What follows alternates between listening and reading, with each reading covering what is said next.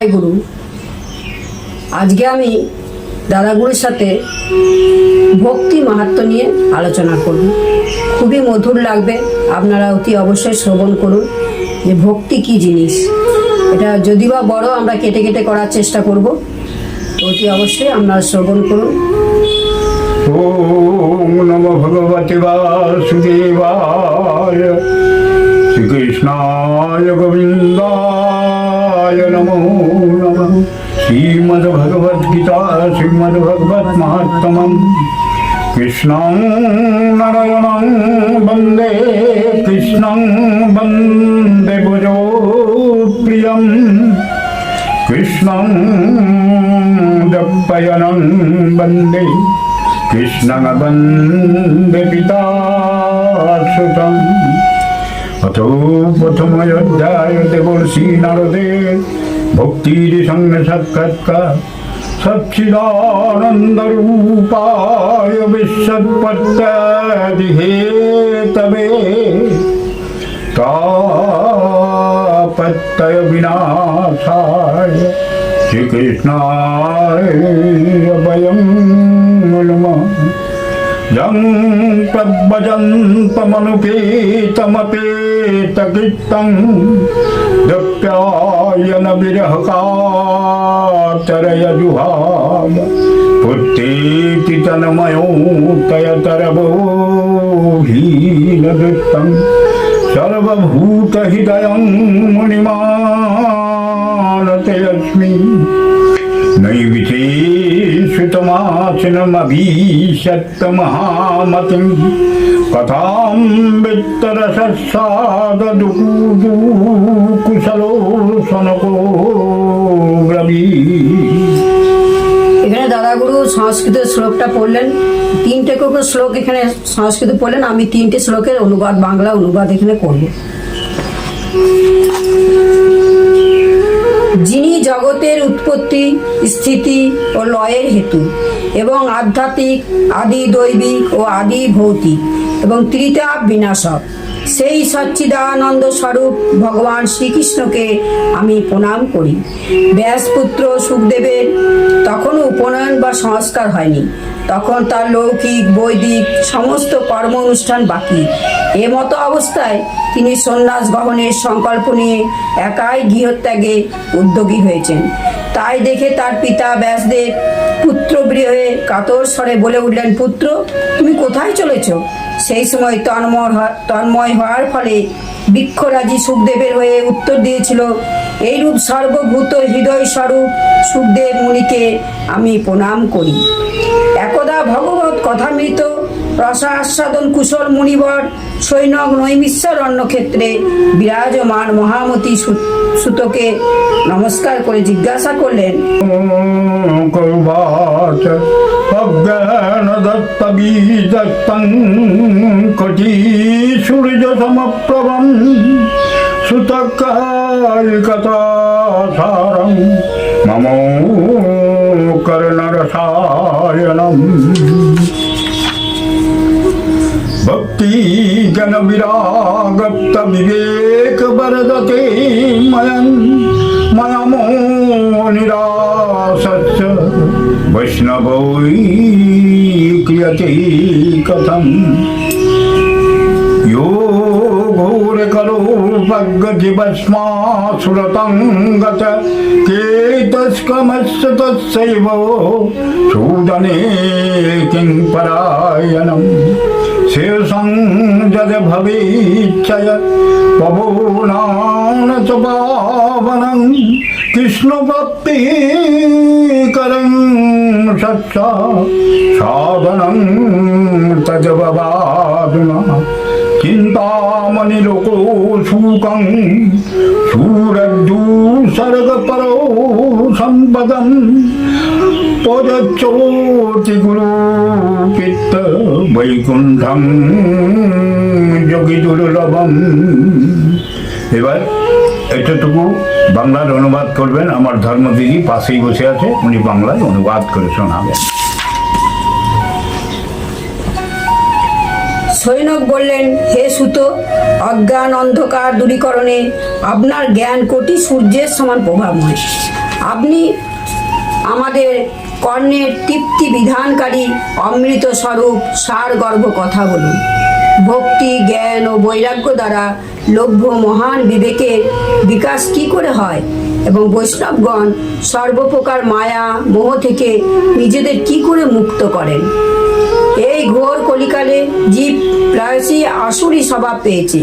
নানাবিধ ক্লেশে ক্লিষ্ট এই জীবকে পরিশুদ্ধ করার সর্বশ্রেষ্ঠ উপায় কি? হে সুত, আপনি এমন কোনো শাশ্বত সাধন পথের সন্ধান দিন যা সর্বাপেক্ষা কল্যাণকারী এবং পবিত্রকর, আর যার দ্বারা ভগবান শ্রীকৃষ্ণকে পাওয়া যায়। চিন্তামণি কেবলমাত্র লৌকিক সুখই দিতে পারে, আর কল্পবৃক্ষ বড়জোর স্বর্গীয় সম্পদাদি দিতে পারে, কিন্তু গুরুদেব প্রসন্ন হলে ভগবানের যোগী দুর্লভ নিত্য বৈকুণ্ঠ ধামও দিতে পারেন।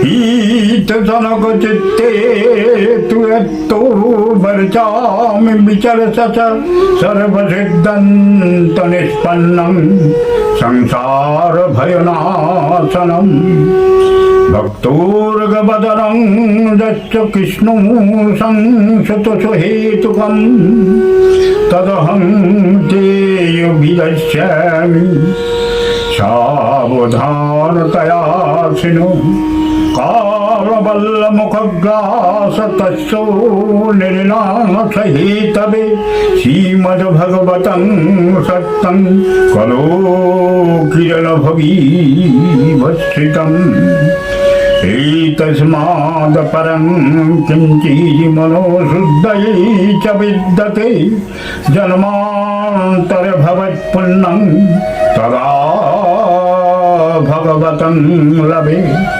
परीक्षित कथा भक्तं सवयं संस्थिते सुखे सुधाकुण्डं गृहीतैव देवतत्तो समागमम् सुकंगलद्वपदन् सर्वे सकरजो कुशलासुर कथासुदं पजच्छन्द गृहीतैव सुधामिमम् एवं विनिमये जात सूदरज्ञपीडितं प्रपसमवयं सर्वे श्रीमद्भगवतामृतम्।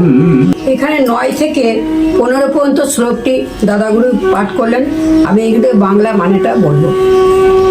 সুত বললেন, হে সৈনক, তোমার হৃদয়ে ভগবত প্রেম রয়েছে, তাই আমি বিচার করে তোমাকে সমস্ত সিদ্ধান্তের সার কথা শোনাচ্ছি, যা জন্ম মৃত্যুর ভয় দূর করে। আমি তোমাকে ভক্তি প্রবাহ বৃদ্ধিকারী এবং ভগবান শ্রীকৃষ্ণের প্রসন্নতা অর্জনকারী সাধনের কথা বলবো। মন দিয়ে শোনো। সুখদেব কলিযুগে জীবকে কালরূপী সর্বের গ্রাসে পতিত হওয়ার মহাভয় থেকে রক্ষা করার জন্য শ্রীমদ্ ভাগবত শাস্ত্রের প্রবচন করেছেন। চিত্ত শুদ্ধির জন্য এর থেকে মঙ্গলকারী আর কোনো সাধন নেই। জন্ম জন্মান্তরের পুণ্যের উদয় হলে তবেই মানুষের এই ভাগবত শাস্ত্রের প্রাপ্তি হয়। রাজা পরীক্ষিতকে এই ভাগবত কথা শোনাবার জন্য সুখদেব যখন সবাই সমাসীন ছিলেন, তখন অমৃত কুম্ভ নিয়ে দেবতা তার কাছে আসেন। নিজেদের কার্যসিদ্ধিতে অতীব কুশল দেবতারা মহর্ষি সুখদেবকে প্রণাম করে বললেন, আপনি এই অমৃত ভাণ্ড গ্রহণ করে তার পরিবর্তে আপনার কথামৃত আমাদের প্রদান করুন। এই প্রকারে আমাদের পরস্পরের মধ্যে কথামৃত অমৃত বিনিময় করে মহারাজ পরীক্ষিত অমৃত পান করতে থাকুন, আর আমরা সকলে শ্রীমদ্ ভাগবত রূপ অমৃত পান করি। সুদাক কথা লোকে কতক মনির মহান ব্রহ্মরত্ব বিচারিবে সদা দেবঞ্জন ভক্তজনস্য বিদ্যায় নদরো ন কথামৃতম শ্রীমদ্ভগবতী বত্তা শূরম ন পিদুর্লভা লগ্মক্কো তথা ব্যক্তি পুরাধতো বিস্মিত सत्यलोकतुलं बन्धु तूलत्साधनजय रघूनन्नाञ्जातनि गौरवेण इदं कदा ऋषिगणा सर्वे विस्मयं परमं जयु मनीये भगवद्रूपं सत्तं भगवतं खलु पाटनश्रवणात् सद्य वैकुण्ठो फलदायकं सप्तायनसुतं च तत् सर्वथा मुक्तिदायकं सनोकद्दपुरा भक्तं नरदाय दयापरै यद्यपि ब्रह्मसमन्दच्छूतमेत्तं सुरोर्षिणा सप्तहो सवनो बीधि कुमारत्तो भासित। এখানে 16 থেকে 22 পর্যন্ত শ্লোকটি সংস্কৃতে পাঠ করলেন দাদাগুরু। আমি এখানে বাংলায় পাঠটা করছি। এই সংসারে কাঁচ আর মহামূল্য মণি যেমন, তেমনি কোথায় অমৃত আর কোথায় ভাগবত কথা। এইসব চিন্তা করে সুখদেব দেবতাদের কথা হেসে উড়িয়ে দিলেন। দেবতাদের ভক্তিহীন কথা শ্রবণে অনধিকার বুঝতে পেরে সুখদেব তাদের কথামৃত দেননি। এই কারণে শ্রীমদ্ ভাগবত কথা দেবতাদেরও দুর্লভ বলা হয়। পুরাকালে শ্রীমদ্ ভাগবত শ্রবণে মহারাজ পরীক্ষিতকে মোক্ষ লাভ করতে দেখে ব্রহ্মাও বিস্মিত হয়েছিলেন। তিনি সত্যলোকে সকল প্রকার সাধনকে ওজনে বিচার করেছিলেন। ওজনে ভাগবতী নিজ মাহাত্ম্যে সব সাধন অপেক্ষা ভারী হয়। তাই দেখে মুনি ঋষিরা সকলেই চমৎকৃত হন। তারা সিদ্ধান্ত করলেন যে কলিযুগে এই ভগবৎ স্বরূপ ভাগবত শাস্ত্রী পাঠ এবং শ্রবণে তাৎক্ষণিক মোক্ষ প্রাপ্তি সম্ভব। সপ্তাহবিধি অনুসারে শ্রবণে শ্রীমদ্ ভাগবত নিশ্চিন্ত ভক্তি প্রদান করে।